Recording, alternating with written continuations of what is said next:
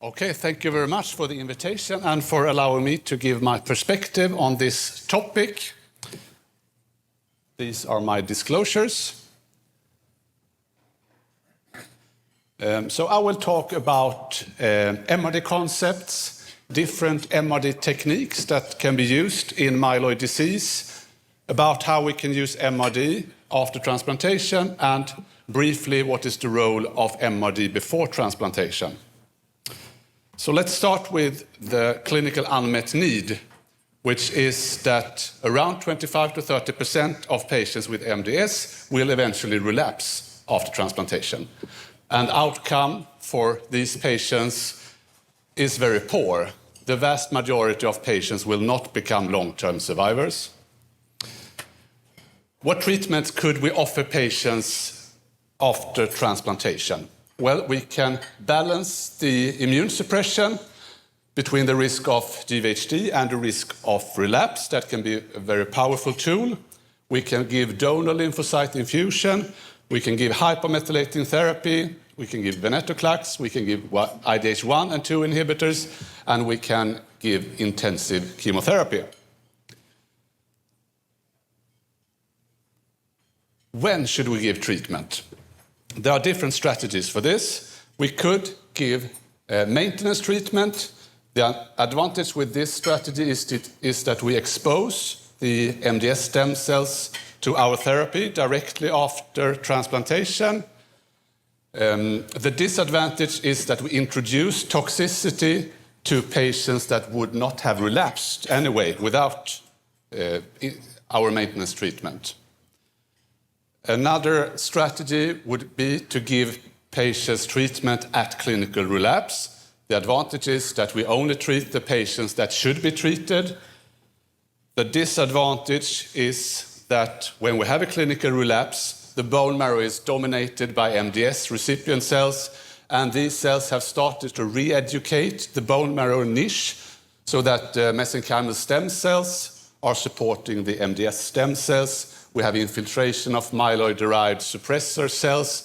We have T-cell exhaustion. We have inflammation in the bone marrow. So it's very difficult in this situation to revert the situation and obtain a meaningful remission.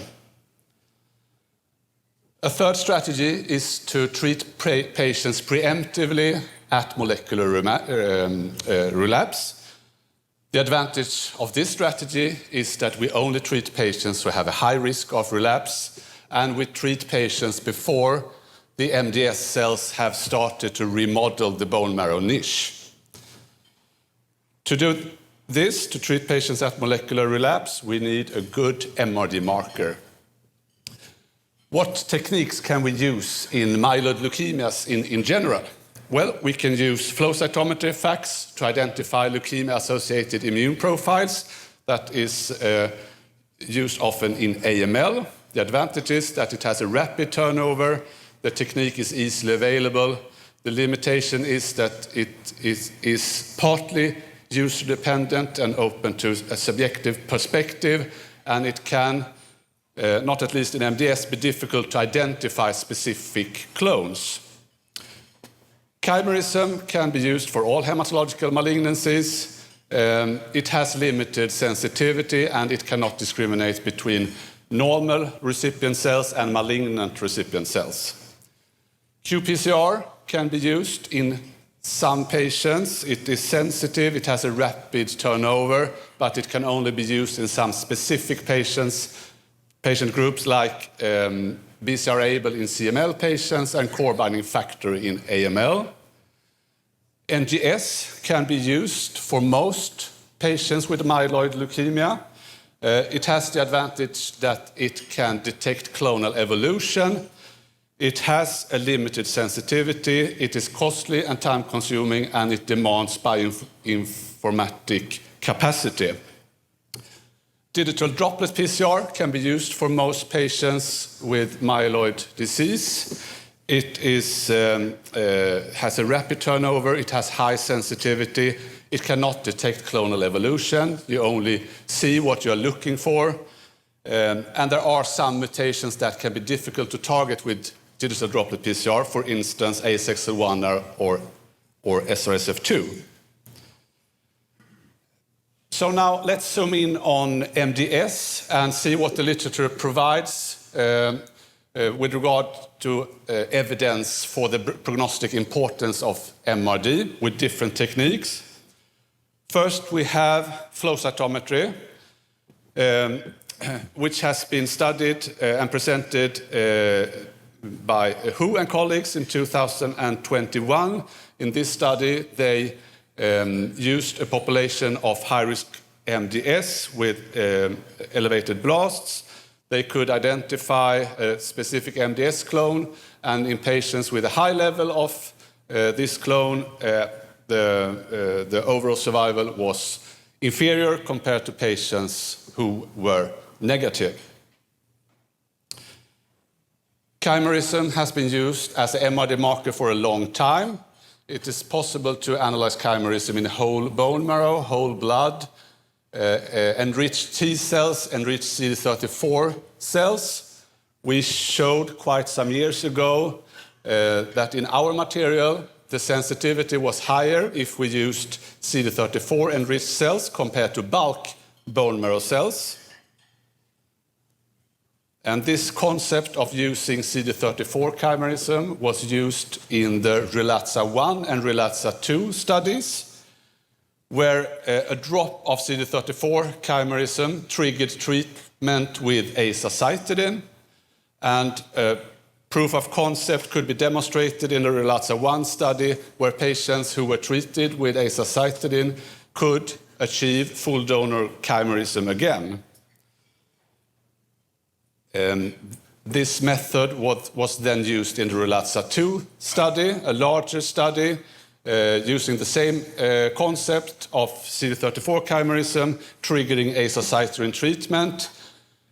Long-term survival data from this study was presented at EHA this year, and very interestingly, patients who achieved a major response had a better long-term survival compared to patients with a minor response or no response, potentially indicating that early treatment can alter the natural course of the disease.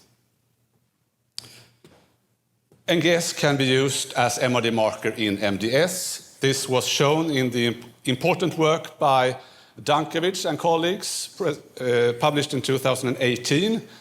In this study, they performed landmark analysis at day 30 and day 100 after transplantation, and they could show that presence of mutations at these time points was associated with a shorter relapse-free survival. The prognostic importance was more prominent in patients who received reduced intensity conditioning compared to patients who had received myeloablative conditioning. Digital droplet PCR was used in a study by Nakamura and colleagues, published in 2019. The source for analysis was cell-free DNA from bone marrow, and they could show that presence of a mutation was associated with a significantly higher risk of relapse compared to patients who were negative. In the Nordic MDS group, we conducted a study between 2016 and 2022. In this study, we first performed an NGS panel to identify the patient-specific mutations. We then traced these mutations using digital droplet PCR in longitudinal samples from bone marrow and blood. In this study, we included 266 patients, of which we could get MRD data from 221. All the digital droplet PCR assays were tested on negative DNA from healthy individuals. We calculated background noise, and the median background noise for the assays that we used in the study was 0.02%. All the assays that we included had a background noise below 0.1%. We used a conservative approach to the data, and used a general cutoff of 0.1% not to risk false positive samples. We then used MRD as a time-dependent covariate, and we observed a strong association between MRD and relapse-free survival and overall survival. The long-term relapse-free survival after first positive MRD, when using 0.1% as the cutoff, was around 40%. If we instead used a cutoff of 0.3%, the long-term relapse-free survival was around 30%, and if we used a cutoff of 0.5%, it was around 25%. The kinetics of MRD was important, so patients having a decreasing MRD had a superior outcome compared to patients with a stable or increasing MRD. We included MRD as a variable in a multivariate analysis, and we could demonstrate that MRD was an independent factor together with cytogenetics, TP53 status, NRAS status, and acute GVHD grade 3 to 4. We also performed a subgroup analysis of the 100 patients who had one or several positive MRDs. And again, MRD was an independent factor associated with shorter survival compared to time to MRD positivity, TP53 status, and then interestingly, presence of chronic graft versus host disease was associated with a longer relapse-free survival. So chronic graft versus host disease was protecting the patients for relapse, supporting the concept of the graft versus leukemia effect. So we ran our analysis on bone marrow and blood, and we could show that sensitivity was higher for bone marrow. The relapse was detected earlier in bone marrow than in blood. Then in a parallel project led by Professor Sten-Erik Jakobsen and Marius Dimitriou at Karolinska, we sorted stem and progenitor cells, and we ran digital droplet PCR on these cell populations separately, and we could observe a very strong sensitivity to detect residual cells and molecular relapse. That was a quite complicated procedure, and it would be difficult to implement this in a clinical lab. What Caroline Lindholm in our lab now is doing is to enrich patient samples for CD34 positive cells and perform the digital droplet PCR on these cells. And preliminary data shows that the clonal involvement in the CD34 enriched population is 3 to 4 times higher than in bulk cells, indicating a high sensitivity and potentially possibility to detect relapse earlier. A similar concept was used by Stasik and colleagues in their work published in 2022, where they studied mostly AML patients. They collected blood, they enriched cells for CD34 using magnetic beads, they sorted out the CD34 positive cells using flow cytometry, they performed gene amplification and NGS, and they could show a very high sensitivity to detect relapse using these methods. So MRD is associated with outcome after transplantation. Can we use that to change the natural course of the disease?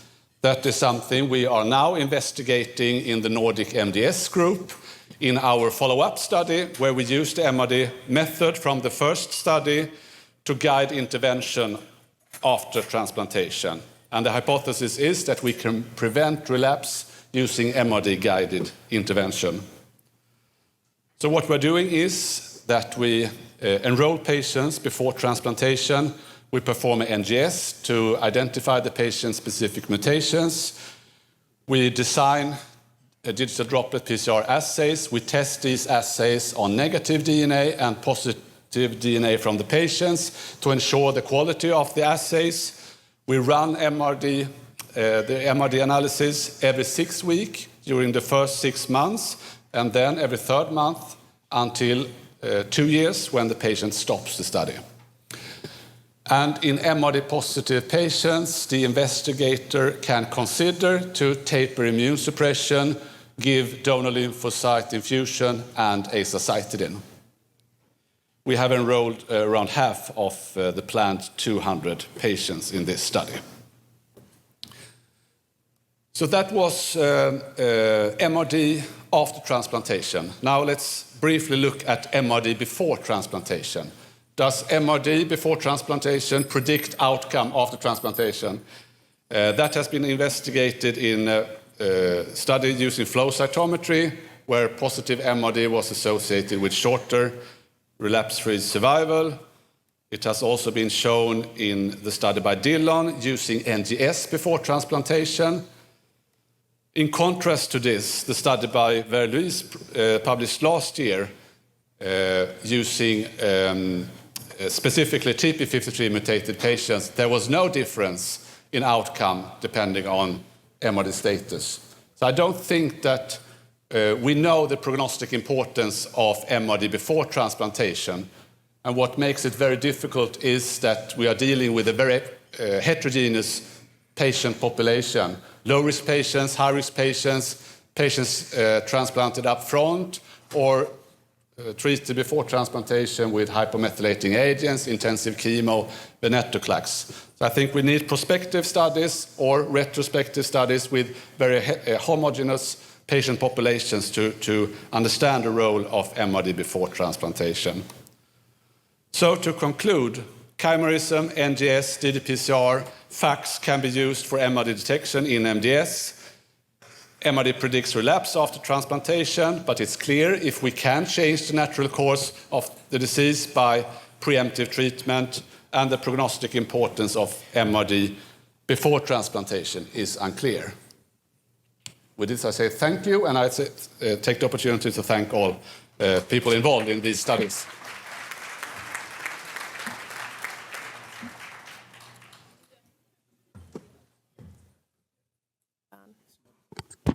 Oh, we have a few minutes for questions. If anyone has questions for Dr. Tobiasson, thank you very much for an excellent talk.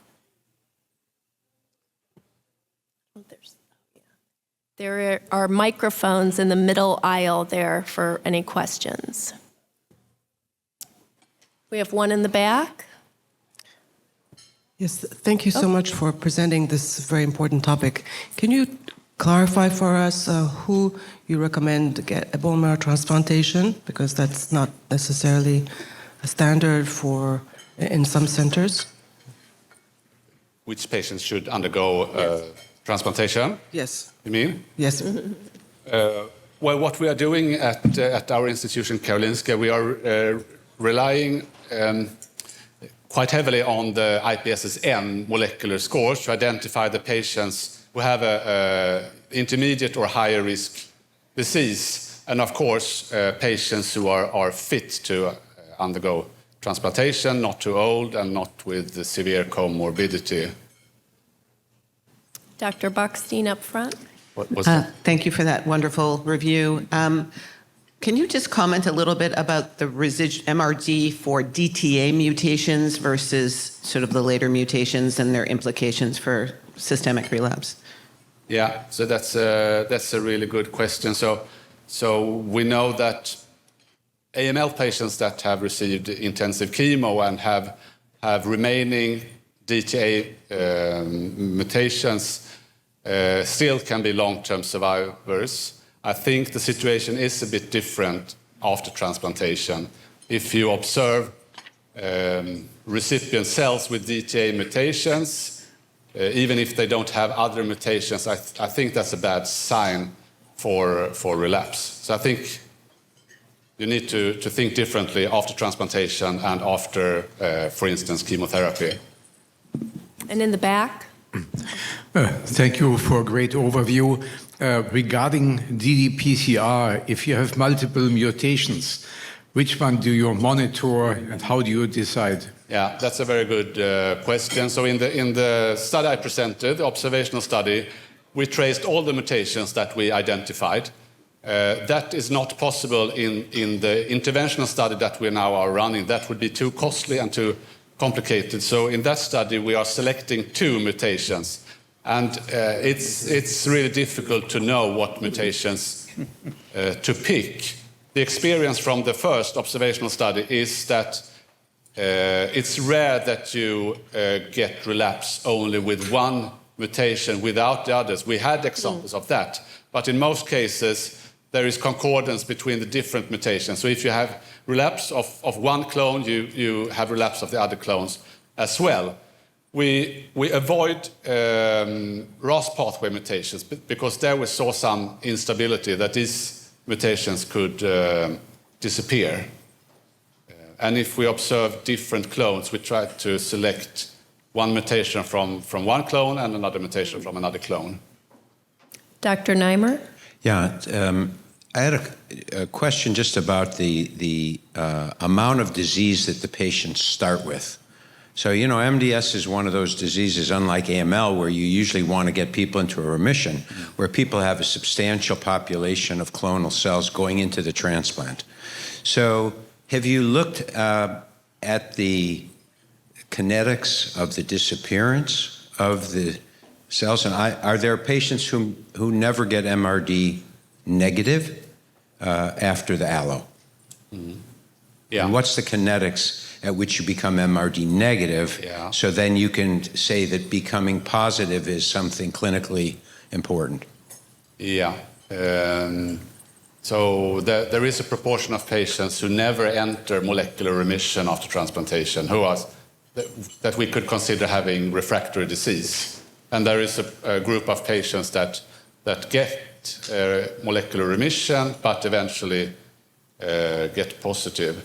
And we like on day 60 or day 90, have you looked at day 30, day 60, day 90? When do people become negative by your MRD assays? So then you could see the slope of which they become positive. That's sort of the question. Yeah, that was very different. We had patients who became negative day 30 and stayed in molecular remission for a long time. We had patients who became positive early after the first negative sample. You showed some with decreasing levels. So is there a right time to check? Or based on what you learned, is there a time to check post-transplant that's optimal? So the schedule we used in the first study was we performed the analysis day 30 and day 90 and then every 3rd month. Right. We changed the schedule somewhat in the second study because we saw that it was a quite dramatic dynamic situation during the first 6 months. So we wanted to have more frequent sampling during the first 6 months. Mm-hmm. Now we run the MRD analysis every 6 weeks during the first 6 months and then a little less frequent after that. So you may learn the information to answer Dr. Neimer's question from this second study, it sounds like. Yeah. And last? Can I ask how many patients were treated with demethylating agents pre-transplant, and how many were treated with chemotherapy? Yes. And did you do an MRD status pre-transplant? Yeah, that is, we are working on that now. We have not included that in our publication, but we are working on that. But that will influence the overall outcome later on, post-transplant. So yeah, that remains to be shown. We don't know yet. I think maybe 25% of the patients were transplanted up front. Maybe 50% were treated with hypomethylating agents and 25% with intensive chemo, roughly. Thank you. Thank you very much, Dr. Tobias.